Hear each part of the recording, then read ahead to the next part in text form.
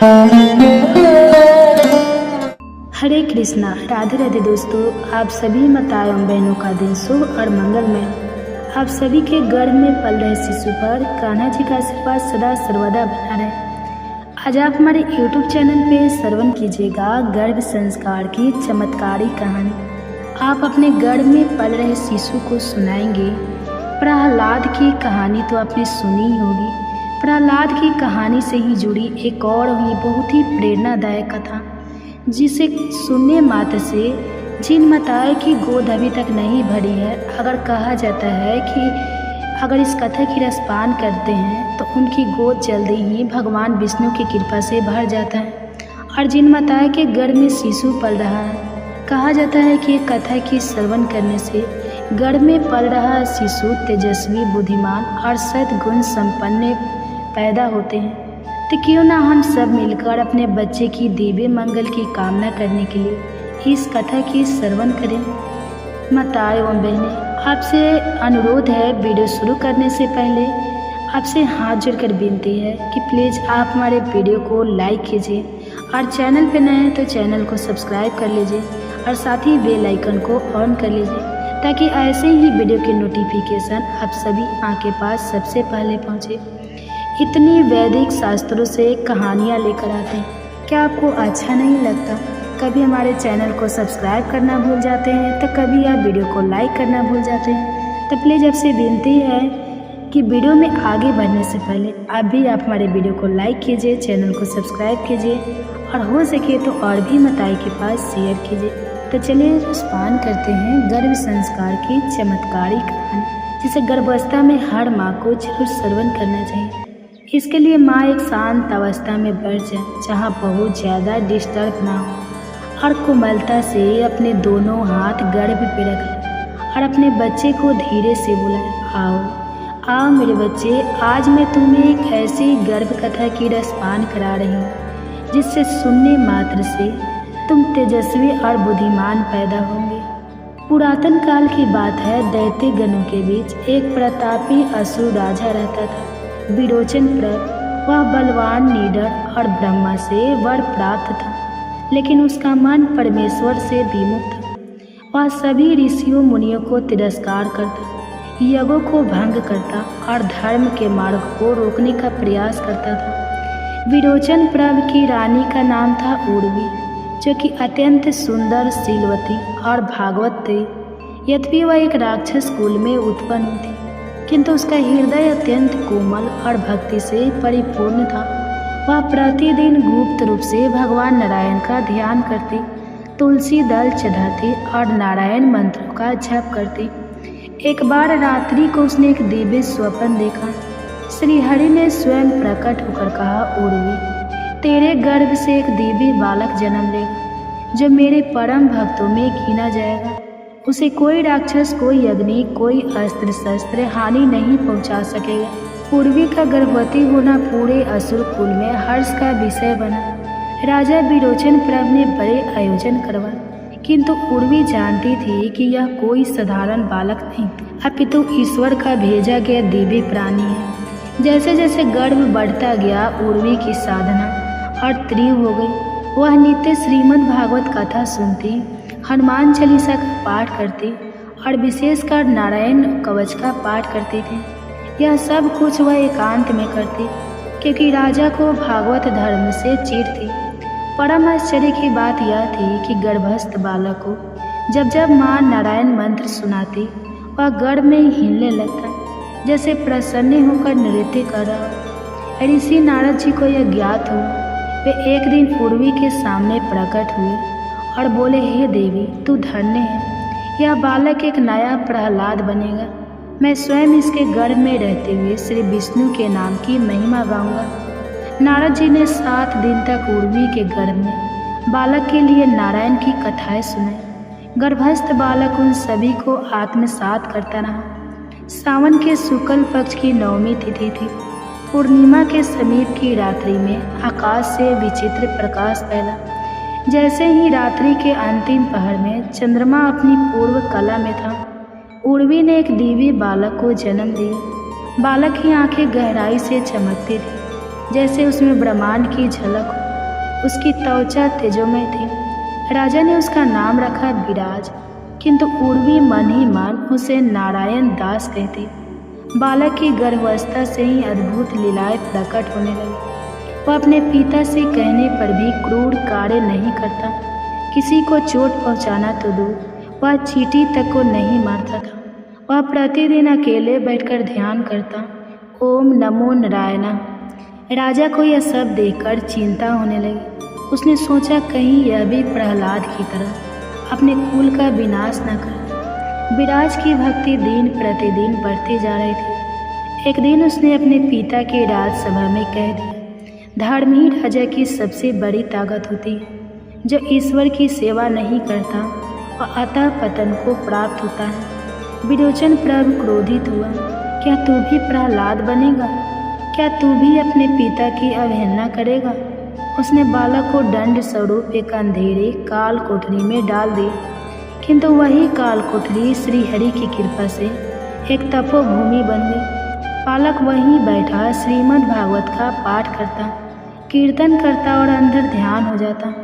राजा ने उसे मारने के लिए अनेक प्रयास किए, विष दिया, हाथी के पैरों के नीचे रखवाया, सर्पों से डसवाया, लेकिन हर बार कोई अदृश्य शक्ति उसकी रक्षा कर लेती। एक दिन स्वयं श्रीहरि विष्णु एक ब्रह्मचारी के रूप में प्रकट हुए और बालक को आशीर्वाद दिया, वत्स तू मेरी भक्ति का दीप है, तू जहाँ रहेगा वहाँ धर्म की विजय होगी। राजा ने जब देखा कि उसका पुत्र ईश्वर का सेवक बन गया है तो उसने उसे मारने के लिए युद्ध की घोषणा कर दी। बालक ने युद्ध नहीं किया, केवल ध्यान दिया। तब अचानक आकाश से एक विशाल सिंह नाद हुआ। नरसिंह भगवान का प्रकट रूप, जो कभी प्रहलाद की रक्षा को आया था, फिर से प्रकट हुआ। वह रूप अत्यंत उग्र था, परंतु उसके सामने खड़े बालक को देख वह सौम्य हो गई। उसने विरोचन प्रभु को चेताया, त्याग दो अहंकार, यह पुत्र तुझे धर्म का मार्ग दिखाने आया है। विरोचन प्रभु भयभीत होकर चरणों में गिर गया। बालक विराज ने अपने पिता को क्षमा किया और कहा, पिता, जिस दिन आप अपने हृदय में ईश्वर को स्थान देंगे वही मेरा विजय दिवस होगा। विराज बड़ा होकर सन्यासी बना, अपने राजपाट ठुकराकर पर्वतों में आश्रम बनाया। वहाँ वह भक्ति, धर्म और सेवा का प्रचार करता। उसकी माताजी उर्वी ने अंत समय में उससे कहा, वत्स तूने मेरे गर्भ को पवित्र किया। मैं धन्य हूँ कि तुझे मुझे तेरे जैसे पुत्र की माता बनने का सौभाग्य मिला। विराज ने कई असुरों को धर्म पथ पर लाया और प्रहलाद की भांति युगों तक स्मरण किया जाने वाला संत बना। इस कथा से हमें यह शिक्षा मिलती है कि ईश्वर का स्मरण यदि गर्भ से ही आरंभ हो जाए तो बालक एक दिव्य आत्मा बनता है और भले ही राक्षसों के कुल में जन्मे, लेकिन उसका अंत धर्म और भक्ति की विजय में होता है। जैसे प्रहलाद ने हिरण्यकश्यप की दृष्टता के भी श्रीहरि की भक्ति को अपनाया, वैसे ही विराज ने राक्षसी कुल में जन्म लेकर भी भक्त का जीवन चुना और संसार को धर्म का मार्ग दिखाया। तो माताएं एवं बहनें, ये थी विराज की कहानी, जिसे गर्भ में पल रहा जो शिशु श्रवण करता है। अगर माताएं शांत मन से इस कथा की रसपान करें तो हमारा आने वाला बच्चा बहुत ही तेजस्वी और दीर्घायु होगा।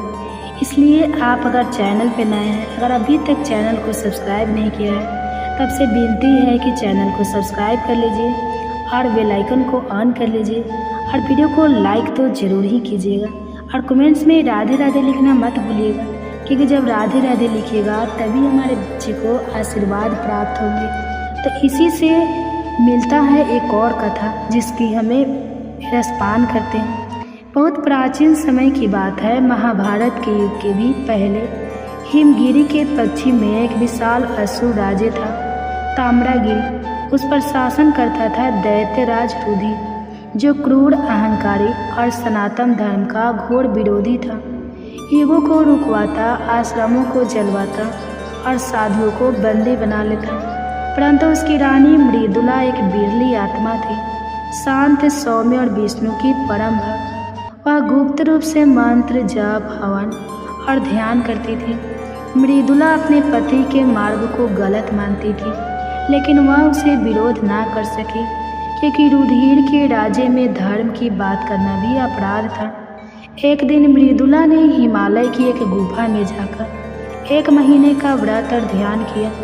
वहाँ उसे स्वप्न में भगवान विष्णु के दर्शन हुए। उन्होंने कहा, हे देवी, तेरे गर्भ से एक तेजस्वी बालक जन्म लेगा जो राक्षसी कुल में धर्म की ज्योति फैलाएगा। वह रुधिर के अंत का कारण नहीं होगा, बल्कि उसके अंतकरण के परिवर्तन का माध्यम बनेगा। मृदुला गर्भवती हुई, राज्य में उल्लास छा गया, लेकिन मृदुला का आंतरिक जीवन एकांत और साधनामय बनता गया। वह हर दिन गुप्त रूप से विष्णु सहस्त्रनाम, नारायण कवच और गीता के श्लोकों का पाठ करती। उसके गर्भ में पलने वाला बालक हर श्लोक पर गर्भ में हर्षित होकर किक मारता, जैसे वह सुनकर झूम रहा हो। मृदुला ने अपनी पुरानी सहेली और वैदिक विदुषी सावित्री को बुलाया, जो एक तपस्विनी थी। सावित्री ने मृदुला को 7 दिन तक श्रीमद् भागवत के 10वें संकट की कथा सुनाई। गर्भस्थ बालक ने उसी समय संकल्प लिया, मैं जीवन भर धर्म की सेवा करूंगा। नारद मुनि को जब यह बात ज्ञात हुई तो वे स्वयं एक दिन रात्रि को प्रकट हुए और मृदुला के गर्भ के सम्मुख नारायण की महिमा गाने लगे। गर्भस्थ बालक की आंखों से अश्रुधारा बहने लगी। वह ईश्वर के नाम पर भाव विभोर था। पूर्णिमा की रात्रि को मृदुला ने एक दिव्य पुत्र को जन्म दिया। उसकी त्वचा स्वर्ण वर्णीय थी, नेत्र कमल जैसे और मुखमंडल पर तेज था। राजवैद्य ने कहा, यह कोई साधारण बालक नहीं, किसी तप का फल है। राजा रुधिर ने उसका नाम रखा आलोक, अर्थात प्रकाश, लेकिन वह इस बात से अभिनिक था कि यही प्रकाश एक दिन उसके अंधकार को समाप्त करेगा। आलोक का बचपन असामान्य था। वह दूसरों की पीड़ा देखकर रोता, घायल पशुओं को सहलाता और छिपकर झोपड़ी में बैठकर ध्यान करता। जब उसे शस्त्र सिखाए गए तो उसने तीर चलाने से मना कर दिया और बोला, मैं क्यों किसी को क्षति पहुंचाऊं। शिक्षकों ने यह बात राजा तक पहुंचाई। राजा रुष्ट हुआ, लेकिन मृदुला ने पुत्र की रक्षा की। जब आलोक 10 वर्ष का हुआ तो उसने राजसभा में पहली बार धर्म की बात कही। उसने कहा, पिता, प्रजा को पीड़ा देना राजधर्म नहीं है। यज्ञों को जलाना पुण्य नहीं, अधर्म है। साधु समाज राष्ट्र की आत्मा है। यह सुनकर रुधिर क्रोधित हुआ। उसने आदेश दिया कि आलोक को काले पर्वत की गुफा में बंद कर दिया जाए, लेकिन वहाँ भी आलोक शांत बैठा, ओम नमो भगवते वासुदेवाय का जाप करता रहा। गुफा के अंदर एक चमत्कार हुआ। एक विशाल नाग वहाँ पहुँचा, लेकिन बालक को देखकर शांत हो गया और उसके चरणों में बैठ गया। अगले दिन राजा को पता चला कि वह नाग स्वयं अनंत शेष था। रुधिर ने उसे और यातनाएं दी, विषपान, अग्नि में प्रवेश, पर्वत से गिराना, लेकिन हर बार कोई अदृश्य शक्ति उसे बचा लेती। एक दिन रात्रि को आलोक ने प्रार्थना की, हे प्रभु, यदि आप सत्य में हैं तो प्रकट हुई, मुझे अपना रूप दिखाइए। तभी आकाश चीरता हुआ एक दिव्य रूप प्रकट हुआ। भगवान नारायण के रूप में उन्होंने कहा, वश तेरा धैर्य, सतभक्ति और संपन्न अतुलनीय है। तुझमें मैं स्वयं विराजमान हूँ। अब समय है कि तू सत्य को स्थापित कर, पर युद्ध नहीं, करुणा से। ईश्वर ने उसे आशीर्वाद दिया और अग्नि में तपाई हुई चूड़ामणि दी। जब तू यह अपने पिता के मस्तक पर रखेगा, उनका हृदय बदल जाएगा। आलोक राजसभा में लौटा। रुधिर ने कहा, क्यों लौटे हो? जीवित। आलोक ने मुस्कुराकर चूड़ामणि रुधिर के मस्तक पर रख दी। अगले ही क्षण रुधिर के नेत्रों से आंसू बहने लगे। एक जीवन का पाप, अहंकार और अज्ञान जैसे धुल गया। रुधिर फर्श पर गिर गया और बोला, वश तूने मेरा पूर्ण जन्म किया है। मैं अधर्म की आग में जल रहा था, तूने मुझे शीतल किया। तब रुधिर ने राजपाट त्यागा और हिमालय चला गया। आलोक ने तामगिरी पर धर्म का राज्य स्थापित किया। हर आश्रम बहाल हुए, यज्ञ होने लगे, गायों की रक्षा हुई और वेदों का प्रचार हुआ। आलोक ने अपने राज्य को धर्म की प्रयोग भूमि बना दिया। वह स्वयं एक धर्म गुरु बना। राजपाट की सत्ता उसने मंत्रियों को दी, लेकिन वह स्वयं ग्राम ग्राम जाकर धर्म, शिक्षा और सेवा का कार्य करता रहा। उसने गौशालाएँ, आश्रम, अनाथ आश्रय और शिक्षा के लिए गुरुकुल स्थापित किए। आलोक का नाम संपूर्ण भारतवर्ष में फैल गया। ऋषि मुनियों ने उसे नव प्रहलाद की संज्ञा दी और कहा, प्रहलाद ने राक्षस का अंत कराया था, लेकिन आलोक ने राक्षसी वृत्तियों का अंत कराया। आलोक की कथा हमें यह सिखाती है कि गर्भकाल में की गई भक्ति और साधना बालक के जीवन का मार्ग तय करती है। एक माँ की तपस्या और ईश्वर के प्रति समर्पण एक पूरे राज्य को धर्म में परिवर्तित कर सकती है। यह कथा एक प्रेरणा है। धर्म की रक्षा केवल शास्त्रों से नहीं, शास्त्रों और प्रेम से भी होती है। गर्भ कथा। अगर ये कथाएँ आपको अच्छी लगेगी तो वीडियो को लाइक कीजिए और कमेंट बॉक्स में हरे कृष्णा जरूर लिखिए। और हमारे चैनल पे नए हैं और हमारी आवाज़ आज पहली बार सुन रहे हैं तो हमारे चैनल को सब्सक्राइब करके बेल आइकन को ऑन कीजिए, ताकि ऐसे ही वीडियो की नोटिफिकेशन सबसे पहले आपके पास पहुँचे। तो चलिए आइए श्रवण करते हैं गर्भ कथा, जिसे प्रेगनेंसी में हर गर्भवती माता को जरूर श्रवण करना चाहिए। कहते हैं कि व्यक्ति योगिया के साथ योगी और भोगियों के साथ भोगी बन जाता है। व्यक्ति को जीवन के अंतिम राहों में उसे कौन सी गति मिलेगी, यह भी उसकी संगति पर ही निर्भर करता है। संगति का जीवन में बहुत गहरा प्रभाव पड़ता है। संगति से मनुष्य जहाँ महान बनता है, वहीं बुरी संगति से उसका पार्टनर भी हो जाता है। और आज संतान को ऐसे ही एक प्रेरक प्रसंग के बारे में सुनाए, जो उसे बताएगी कि जीवन में अच्छा साथ होने का कितना ज़्यादा फायदा होता है।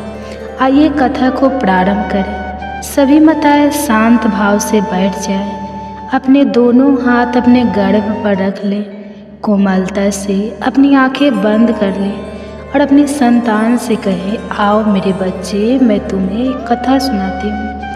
एक बार की बात है, राजकुमार को तोता पालने का मन किया।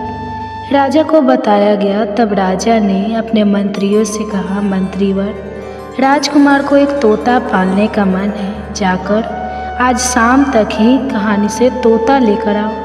तोता एकदम से तो कहानी मिलता नहीं था, इसलिए मंत्री एक संत के पास गए और कहा, भगवान, राजा साहब एक तोता लेने की जिद कर रहे हैं, आप अपना तोता दे दो तो बड़ी कृपा होगी। संत ने कहा, ठीक है, ले लो। राजा ने सोने के पिंजरे में बड़े स्नेह से तोता की सुख सुविधा का प्रबंध किया। तो तब ब्रह्मा मुहूर्त में बोलने लगा तोता, जय श्री राम, ओम तत्सव, ओम तत्सव। उठो राजा, उठो महारानी, दुर्लभ मानव तन मिला है, यह सोने के लिए नहीं है, भजन करने को मिला है। राजा परिवार बड़े सवेरे उठकर उसकी बातें सुना करता था। राजा कहते थे कि तोता क्या मिला, हमें तो एकांत ही मिल गया। पर हर जीव की एक निश्चित आयु होती है। एक दिन वह तोता मर गया। राजा, रानी, राज परिवार और पूरे राज्य में हफ्तों तक शोक मनाया गया, झंडा झुका दिया गया। किसी प्रकार राज परिवार ने शोक का वर्णन किया और राजकाज पे पुनः गए।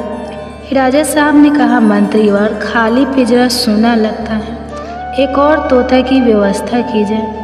मंत्री ने इधर उधर देखा, एक कसाई के यहाँ वैसा ही बहुत तोता पिंजरे में टंगा देखा। मंत्री ने कहा कि राजा साहब चाहते हैं कि यह तोता उन्हें मिले। तब कसाई ने बोला कि ठीक है।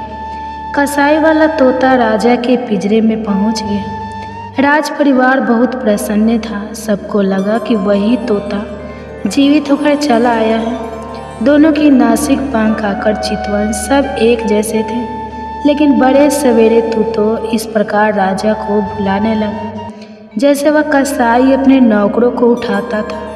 उठ हरामी के बच्चे, पढ़ा हुआ है साला, एक दो चप्पल की लगाऊंगी तभी समझ आएगी। चल उठ जा यहाँ से, मेरे लिए अंडे ला और फिर मुर्गियों को काट। कमीने यही बात को बार बार दोहराने लगा। राजा को इतना क्रोध आया कि उसने तोता को पिंजरे से निकाला और गर्दन मरोड़ के केले के बाहर फेंक दिया। मेरे बच्चे वे दोनों तोता सेज भाई थे, पर एक ही गर्दन मरोड़ दी गई तो दूसरे के लिए झंडा झुका दिए गए। भंडारा किया गया, शोक मनाया गया। आखिर भूल हुई तो कहाँ हुई? अंतर था दोनों की संगति का। मेरे बच्चे, हम सभी को यह मानव तन समाज रूप से मिला है। बच्चे, हम सभी को यह तनाव मानव जाति सब समाज रूप से मिला है, पर कोई उसे जीवन में ऐसे काम कर जाते हैं कि उन्हें सदियों तक सब याद रखते हैं। तो कहानी कुछ लोग ऐसे भी होते हैं जिसे उनके माता पिता परिवारजन की तंग आ जाते हैं। तो इसलिए कहा जाता है कि हम सदैव अच्छे लोगों का, अच्छी किताबें का संग करना चाहिए। वही हमारे जीवन की गाड़ी को सही रास्ते पे ले जाते हैं और अंत समय हमारी गति को कम करते हैं। कबीरदास जी ने बड़े ही सरल शब्दों में कहा है, कबीर तन पंछी भाया, जहाँ मन तहाँ उड़ी जाए। जो जैसी संगति करे सो पैसा फल वैसा ही पाए। अर्थात कबीरदास जी कहते हैं कि हमारा तन एक पक्षी की तरह है, उसके पास आज़ादी भी है। वह चाहे जिस दशा में उड़ सकता है, पर उसे यह समझना चाहिए कि वह जहाँ जाएगा, उनकी संगति करेगा, उसे अपने जीवन में वैसे ही परिणाम मिलेंगे। इसलिए हमें ध्यानपूर्वक एक एक काम बढ़ाना चाहिए। अपने संगति पर सदैव पैनी नज़र रखनी चाहिए। मेरे बच्चे, चलो अब आज के लिए इतना ही। अब तुम कृष्ण की वाणी सुनो। श्री कृष्ण कहते हैं, किसी भी व्यक्ति के अपने जीवन में सफल ना होने के सबसे मुख्य कारण होते हैं खुद पर भरोसा ना होना। जीवन में वही व्यक्ति सफल होता है जिसे खुद पर भरोसा हो। जिस व्यक्ति को खुद पर भरोसा नहीं है वह कभी भी सफल नहीं हो सकता। एक बार दानवीर कर्ण ने भगवान श्री कृष्ण से अपनी व्यथा सुनाई और कहा कि हे प्रभु, जब मैं पैदा हुआ तब मेरी माँ ने मुझे त्याग दिया, इसमें मेरा क्या अपराध था? द्रोणाचार्य ने मुझे शिक्षा देने के मना कर दिया क्योंकि वह मुझे क्षत्रिय नहीं मानते थे, इसमें भी मेरा क्या अपराध? और द्रौपदी के स्वयंवर में मुझे अपमानित किया गया क्योंकि महाराज परिवार का हिस्सा नहीं हूँ। जवाब में श्री कृष्ण ने कहा, हे कर्ण, जरा ध्यान से सुनो। मेरा जन्म हुआ तब मैं कारागार में था और मैं पैदा होते ही मेरी मृत्यु मेरा प्रतीक्षा कर रही थी। जिस रात मेरा जन्म हुआ था उस रात मुझे मेरे माँ बाप से अलग होना पड़ा, जहाँ पहुँचकर मुझे हर वो एक काम करना पड़ा जो एक गरीब परिवार में करना पड़ता है। गायों का गोबर हाथ से उठाना। जब मैं चल नहीं सकता था तब मुझ पर प्राण घातक हमले किए गए। मुझे मारने की बार बार कोशिश की गई। न मेरे पास बचपन में शिक्षा थी, न ही महल था, न कोई गुरुकुल था, न कोई विशाल सेना थी, लेकिन तब भी मेरे मामा मुझे उनका सबसे बड़ा शत्रु मानते थे। मेरा भी जीवन कई चुनौतियों से गुजरा है। यह बात इतना महत्वपूर्ण नहीं है कि जीवन में कितनी बार अपमानित होना पड़ रहा है, पर यह महत्वपूर्ण है कि आप उस अपमान का जवाब कैसे दे रहे हैं। आपके पास ज्ञान है जिसका आप इस्तेमाल कर पा रहे हैं, और इन सब चुनौतियों को पार करके कैसे आगे बढ़ते हैं, यह सब बात सबसे अधिक महत्वपूर्ण है। जब कुछ किताबों से ही सीखने को नहीं मिलता, कुछ मतलबी लोगों से भी बहुत कुछ सीखने को मिलता है। गलती उसी से होती है जो मेहनत से काम करता है। निकम्मे की ज़िंदगी में तो दूसरे की बुराई खोजने में ख़त्म हो जाती है। इज्जत इंसान की नहीं होती, ज़रूरत की होती है। ज़रूरत ख़त्म तो इज्जत ख़त्म। बोलना सीखिए वरना ज़िंदगी भर सुनना पड़ेगा। उड़ने में बुराई नहीं है, आप भी उतना ही उड़े जहाँ से ज़मीन साफ दिखाई देती है। सिर्फ वो लोग आपकी परवाह करते हैं जो आपको तब भी सुन सकते हैं जब आप चुप होते हैं। चिंता उतनी करिए जितने में काम हो जाए, उतना नहीं कि ज़िंदगी तमाम हो जाए। आप अपने शब्दों को चाहे जितनी भी समझदारी से बोलिए, लेकिन सुनने वाला अपनी योग्यता और अपने मन के विचारों के अनुसार उसका मतलब निकालता है। यकीन करो, जो तुम्हें भूल चुका है वो भी याद करेगा, बस उसके मतलब के दिन आने दो। कहानी ज़िंदगी की यही है कि इसमें मनचाहा किरदार नहीं मिलता। ज़िंदगी तो अपने दम पर ही जाती है। दूसरे को कंधे पर तो सिर्फ जनाजे उठाए जाते हैं। आपकी मुस्कान, आपके चेहरे पर भगवान के हस्ताक्षर हैं। उसे अपने आंसुओं से धुन ले या क्रोध से मिटने ना दे। कोई भी व्यक्ति हमारा मित्र या शत्रु बनकर संसार में नहीं आता। हमारा व्यवहार और शब्द ही लोगों को मित्र और शत्रु बनाता है। जो व्यक्ति हर वक्त दुख का रोना रोता है, उसके द्वार पर खड़ा सुख बाहर से ही लौट जाता है। जिसके पास उम्मीद और आस है, वह जिंदगी के हर इम्तिहान में पास है। हर कोई अपना नहीं होता और यही सच है। कितने अजीब है यह जवानी के लोग, खिलौना छोड़कर जज्बातों से खेलते हैं। महान दिमाग विचारों की चर्चा करता है, औसत दिमाग घटनाओं की चर्चा करता है और छोटा दिमाग लोगों की चर्चा करता है। अहंकार ना पालिए, वक्त के समंदर में कई सिकंदर डूब गए। इन 5 जगहों पर हमेशा चुप रहिए। पहला, जहां आपके शब्दों की कोई कीमत नहीं। दूसरा, जहां बोलने के बाद आपको पछताना ना करना पड़े। तीसरा, अगर आपके बोलने से किसी का दिल दुखता है। चौथा, अगर आप गुस्से में हो, क्योंकि गुस्से में इंसान बिना सोचे समझे कुछ भी बोल देता है। और पांचवा, जहां आपकी समझदारी से कोई सुनने वाला ना हो। किसी का कष्ट देखकर अगर तुम्हें भी कष्ट होता है तो समझ लेना तुम्हारी आत्मा में परमात्मा विराजमान है। सिर्फ सुकून ढूंढिए, ज़रूरतें कभी पूरी नहीं होती। जिंदगी में सारा झगड़ा ख्वाहिशों का है। ना तो किसी को गम चाहिए और ना ही किसी को कम चाहिए। जिसके इरादे हमेशा साफ होते हैं, कई बार लोग उसके ही खिलाफ होते हैं। जो तुमसे तंग आ जाए उसे छोड़ दो, क्योंकि बोझ बन जाने से याद बनना बेहतर है। झूठ की खरीदारी ज़्यादा दिन तक नहीं टिकती। सच एक ही सही अंत तक साथ देता है। किसी इंसान के आज को देखकर उसके भविष्य का मजाक मत उड़ाओ, क्योंकि समय में इतनी शक्ति है कि वह कोयलों को भी धीरे धीरे हीरे में बदल देता है। समय जब फैसला करता है तो गवाही की जरूरत नहीं होती। इंसान का काम तमाम करने वाला शब्द है, कल करूँगा। ना तो अधिक बोलना अच्छा है, ना ही ज़रूरत से ज़्यादा चुप रहना। जैसे बहुत अधिक वर्षा होना भी अच्छा नहीं है, वैसे बहुत अधिक धूप भी अच्छी नहीं होती। विचार कीजिए, जब हमारा जन्म हमारी मर्जी से नहीं होता तो मरण भी हमारी मर्जी से नहीं होता। तो इस जन्म मरण के बीच में होने वाली सारी व्यवस्था हमारी मर्जी से कैसे हो सकती है। ज़िंदगी में हर मौके का फ़ायदा उठाओ और किसी के मजबूरी का नहीं। अगर ज़िंदगी मौका देती है तो धोखा भी देती है। आज के ज़माने में सुखी होना तो स्वार्थी बनना पड़ेगा। यह हम नहीं, इस युग की सत्य हकीकत है। जो हमारे जज्बातों की कदर नहीं कर सकते, उनके पीछे पागल होना प्यार नहीं, बेवकूफ़ी है। हवाएं अगर मौसम का रुख बदल सकती है तो दुआएं भी मुसीबत का पल जरूर बदल सकती है। जो दिल में है उसे कहने की हिम्मत रखो, जो दूसरे के दिल में है उसे समझने की समझ रखो। रिश्ते कभी नहीं टूटेंगे। अपनी लगन, धैर्य, हिम्मत और सकारात्मक विचारों के सहारे इंसान अनेक विकट परिस्थितियों में भी सफलतापूर्वक बाहर आ सकता है। यह एक निश्चित बात है कि आप काम खत्म नहीं कर सकते। अगर आप काम शुरू नहीं करेंगे, किसी भी काम का सबसे कठिन हिस्सा काम को शुरू करना है। कभी हार मत मानो। आज कठिन है, कल बेहतर होगा, लेकिन कल के दिन के बाद सुनहरा होगा। अगर इंसान में कुछ करने की इच्छा हो तो दुनिया में कुछ असंभव नहीं है। जहाँ दूसरों को समझना मुश्किल हो जाए, वहाँ खुद को समझ लेना ही बेहतर है।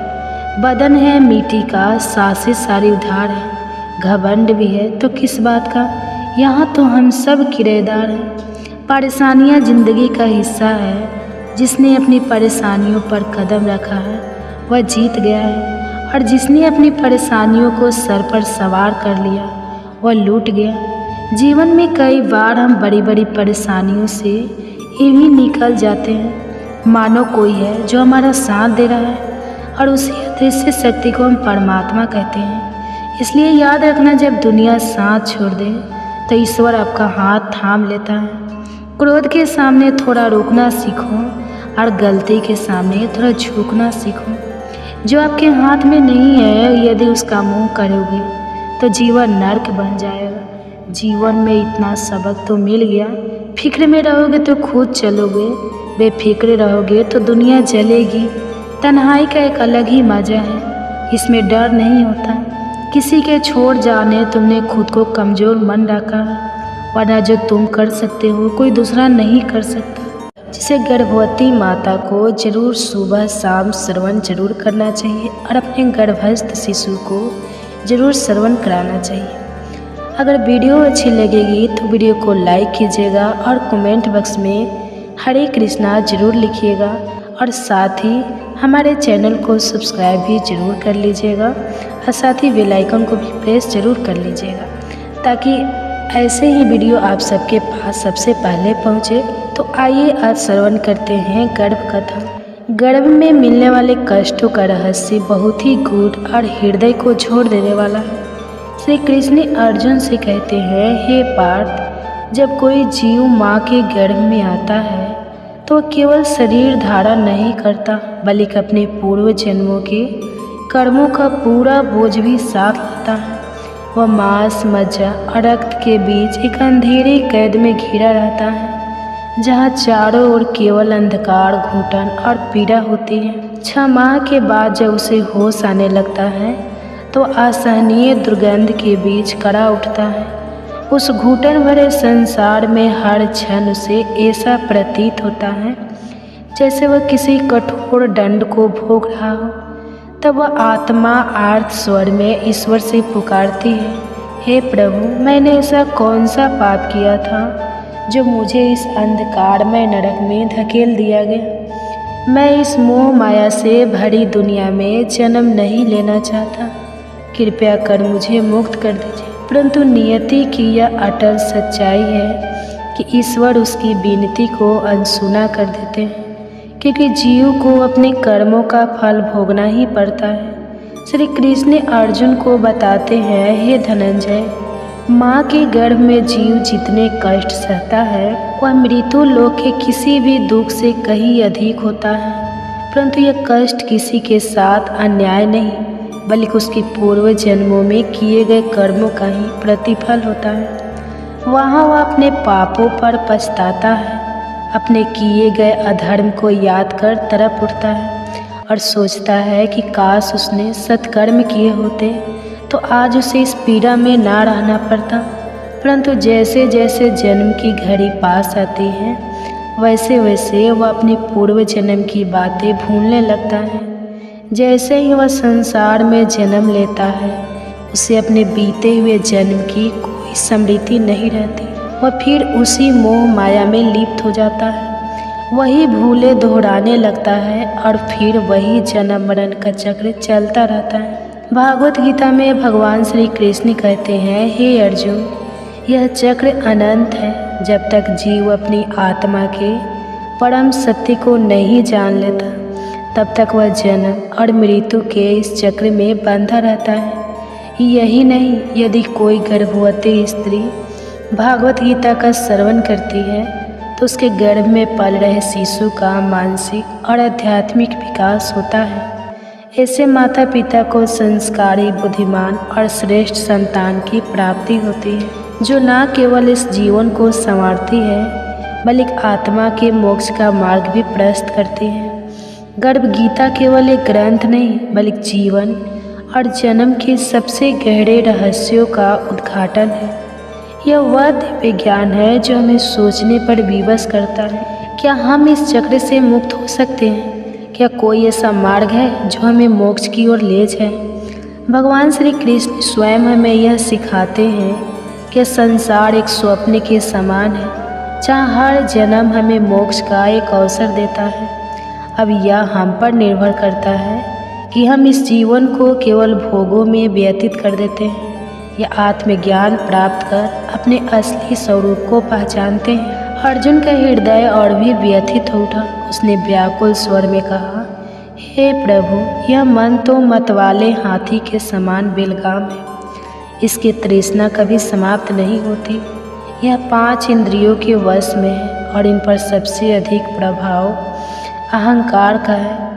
यह अहंकार इतना बलवान है कि यह मनुष्य को पतन की ओर धकेल देता है। कृपया कर बताइए इस मन को कैसे वश में किया जाए। भगवान श्री कृष्ण ने धैर्यपूर्वक कहा, हे अर्जुन, यह मन सचमुच हाथी के समान उद्दंड है। इसकी तृष्णा इसे कभी स्थिर नहीं रहने देती। यह काम, क्रोध, लोभ, मोह और अहंकार के अधीन होकर अपने ही विनाश का कारण बनता है। किंतु जैसे एक मतवाले हाथी को अंकुश से नियंत्रित किया जाता है, वैसे ही इस मन रूपी हाथी को वश में करने का एकमात्र उपाय है ज्ञान का। अंकुश अहंकार से ग्रस्त प्राणी अंधकार में गिरता है, नरक के गर्भ में समा जाता है। किंतु जो ज्ञान के प्रकाश को धारण करता है, वह स्वयं को बचा लेता है। अर्जुन ने व्याकुल होकर पूछा, हे कृष्ण, यह प्राणी बार बार गर्भ में क्यों आता है? यह जन्मते ही पीड़ा क्यों सहता है? रोग, जरा और अतः मृत्यु की कठोर मार इसे क्यों झेलनी पड़ती है? वह कौन सा पवित्र कर्म है जिससे यह जन्म मरण के बंधन से मुक्त हो सके? भगवान श्री कृष्ण ने गंभीरता से उत्तर दिया, हे अर्जुन, यह मनुष्य अज्ञान और मोह में अंधा है। यह संसार के नश्वर सुख में आसक्त होकर बार बार जन्म लेता है, बार बार मरता है। इसे कभी चैन नहीं मिलता। यह जिस वस्तु को पा लेता है उसके खोने का डर इसे सताता है, और जो नहीं मिलती उसकी चाह में जीवन भर भटकता रहता है। आठों पहर माया के पीछे दौड़ता है और इसी मोह के कारण यह गर्भ के दुखों को सहता रहता है। श्री कृष्ण के इन वचनों ने अर्जुन के हृदय में एक तीव्र ज्वाला जला दी। उसकी आत्मा जैसे किसी अनजाने सत्य को पहचानने लगी। वह समझने लगा कि मनुष्य का सबसे बड़ा शत्रु स्वयं उसका अहंकार है और सबसे बड़ी मुक्ति का द्वार केवल ज्ञान में है। अर्जुन व्याकुल होकर बोले, हे भगवान, कुछ लोग तुम्हारे नाम का स्मरण करते हुए वन वन भटकते हैं, कुछ वैराग्य धारण कर लेते हैं और कुछ धर्म कर्म में लीन रहते हैं। इन सब में सच्चा भक्त कौन है? कौन वास्तव में तुम्हारे निकट है? और वह वैष्णव कौन है जो तुम्हारे चरणों का वास्तविक अधिकारी है? भगवान श्री कृष्ण मुस्कुराए और बोले, हे अर्जुन, जो मेरे नाम के लिए संसार की मोह माया त्याग कर वन में विचलन करते हैं वे सन्यासी हैं, लेकिन जो अपने सिर पर जटा बांधते हैं, अंग पर भस्म लगाते हैं और फिर भी अहंकार से भरे होते हैं, उनमें मैं नहीं हूँ। अहंकार ही उनके लिए सबसे बड़ी बाधा है, जिससे मेरा दर्शन उनके लिए दुर्लभ हो जाता है। अर्जुन का मन व्याकुल हो उठा। वे आगे बोले, हे प्रभु, कौन सा ऐसा पाप है जिससे किसी की पत्नी की मृत्यु हो जाती है? कौन सा अपराध किसी के पुत्र को छीन लेता है? और वह कौन सा अधर्म है जिससे कोई नपुंसक हो जाता है? भगवान श्री कृष्ण ने गंभीर स्वर में उत्तर दिया, हे अर्जुन, जो व्यक्ति किसी से उधार लेता है और उसे लौटाने की नियत नहीं रखता, उसके इस पाप से उसकी पत्नी असमय मृत्यु को प्राप्त होती है। जो व्यक्ति किसी की अमानत में खयानत करता है, उसका पुत्र काल के गाल में समा जाता है। और जो किसी से वादा करता है परंतु समय आने पर मुकर जाता है, वह अगले जन्म में नपुंसक होता है। ये सभी पाप अत्यंत घोर है जो जीवन को दुख और विनाश की ओर ले जाते हैं। अर्जुन का मन व्याकुल हो गया। उन्होंने कांपते स्वर में पूछा, हे प्रभु, कुछ लोगों को आप अपार धन संपत्ति स्वर्ण और वैभव देते हैं, वे कौन से पुण्य के भागी होते हैं? और जो हाथी घोड़ा रथ जैसे राजसी सुख पाते हैं, उन्होंने कौन सा महान कर्म किया होता है? भगवान श्री कृष्ण ने मंद मुस्कान के साथ उत्तर दिया, हे अर्जुन, इस संसार में जो मनुष्य दानशील होते हैं, जो अपने धन को धर्म और सत्कर्म में लगाते हैं, जो भूखों को भोजन कराते हैं और निष्काम सेवा करते हैं, वे स्वर्ण और अपार धन संपदा प्राप्त करते हैं। और जो व्यक्ति सत्य और न्याय के मार्ग पर चलते हैं, जो अपने जीवन को धर्म और लोक कल्याण के लिए अर्पित करते हैं, वे हाथी घोड़ा और रथ जैसे राजसी सुखों के अधिकारी बनते हैं। ये सब उनके पूर्व जन्मों के पुण्य का ही फल है। इस संसार में कर्म ही सर्वस्व है और जो जैसा करता है उसे वैसा ही फल प्राप्त होता है। अर्जुन ये सुनकर गहरे चिंतन में डूब गए। उन्होंने समझ लिया कि संसार में कोई भी सुख दुख बिना कारण नहीं आता। हर जन्म, हर परिस्थिति, हर भाग्य केवल और केवल अपने कर्मों का ही परिणाम है।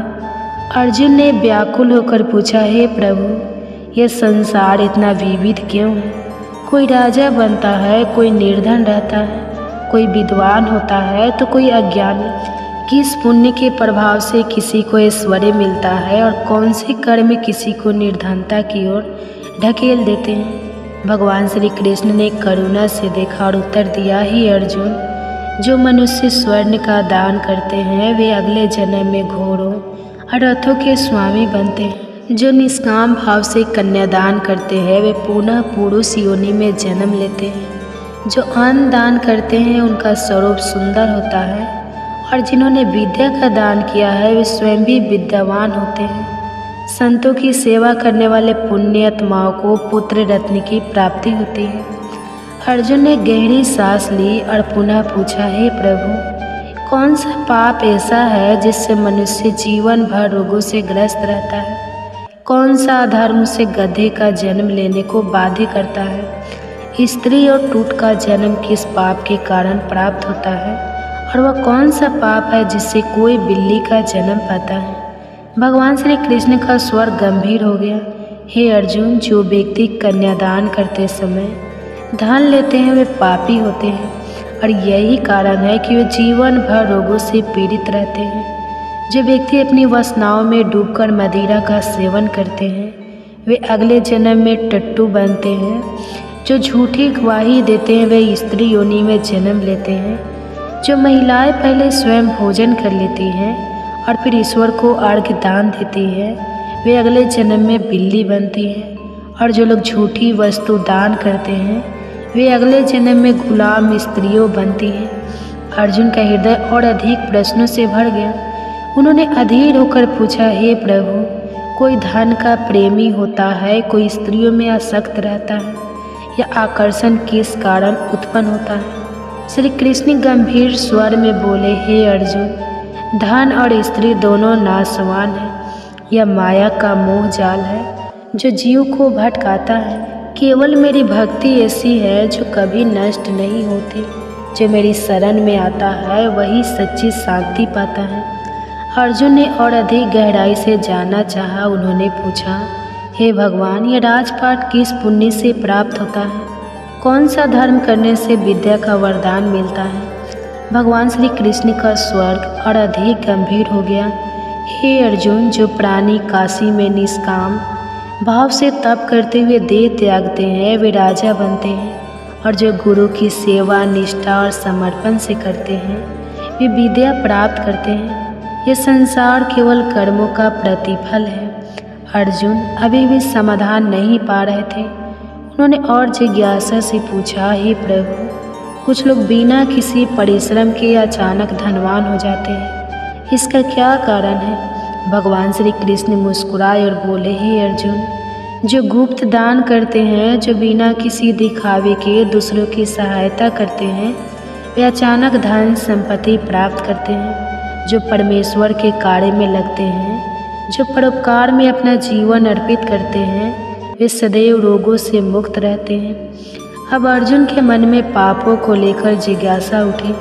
उन्होंने भयभीत स्वर में पूछा, हे भगवान, कौन से पाप मनुष्य को अम्ली नशेड़ी बना देते हैं? कौन से पाप से गूंगे हो जाते हैं और कौन सा पाप कुष्ठ रोग का कारण बनता है? भगवान श्री कृष्ण के नेत्रों में एक गहरी गंभीरता झलक उठी।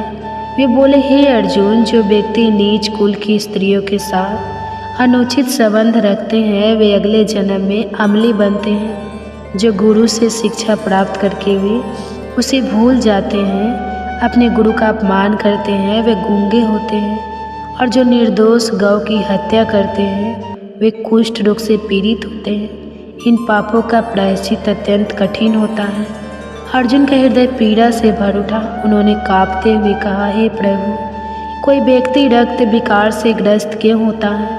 कोई निर्धन क्यों जन्म लेता है? किस पाप के कारण खंड वायु का कष्ट मिलता है? कौन से पाप से कोई अंधा या पंगु बनता है और कुछ स्त्रियां बाल विधवा क्यों होती हैं। भगवान श्री कृष्ण का स्वर करुणा से भर उठा। हे अर्जुन, यह सब पापों का परिणाम है। जो व्यक्ति अन्याय से अर्जित धन से अपना जीवन व्यतीत करता है और रक्त विकार से ग्रस्त होता है, जो मनुष्य दूसरों का हक छीनता है, वह निर्धनता का जीवन जीता है। जो प्राणी के साथ छल करता है, वह अगले जन्म में खंड वायु लकवे का शिकार होता है। जो अपने माता पिता का अपमान करता है, वे अगले जन्म में अंधे या पंगु जन्म लेते हैं। और जो स्त्रियां छल कपट से अपने पति को कष्ट देती हैं, वे अगले जन्म में बाल विधवा हो जाती हैं। अर्जुन के नेत्रों में अश्रु छलक पड़े। वे समझ गए कि संसार में सुख दुख स्वास्थ्य रोग धन निर्धनता सब कुछ केवल और केवल कर्मों का ही फल है। जो जैसा करता है उसे वैसा ही फल भोगना पड़ता है। अर्जुन ने गहरी श्रद्धा से भगवान श्री कृष्ण के चरणों में प्रणाम किया और अत्यंत भावुक होकर पूछा, हे प्रभु, आप पर ब्रह्मा हैं। आप जानते हैं आपको कोटि कोटि प्रणाम। पहले मैं आपको केवल अपना संबंधी मानता था, परंतु अब मैं आपको संपूर्ण ब्रह्मांड के ईश्वर रूप में देख रहा हूँ। हे परमेश्वर, कृपया कर बताइए, गुरु दीक्षा का क्या महत्व है और सच्चे गुरु का स्वरूप कैसा होता है। भगवान श्री कृष्ण की दृष्टि प्रेम और करुणा से भर उठी। वे मंद मुस्कान के साथ बोले, हे अर्जुन, धन्य हो तुम, धन्य है वो माता पिता जिन्होंने तुम जैसा पुत्र पाया। तुम्हारी जिज्ञासा तुम्हारे उद्धार का संकेत है। हे अर्जुन, इस संसार में गुरु का स्थान सर्वोच्च है। संपूर्ण ब्रह्मांड का गुरु स्वयं जगन्नाथ है।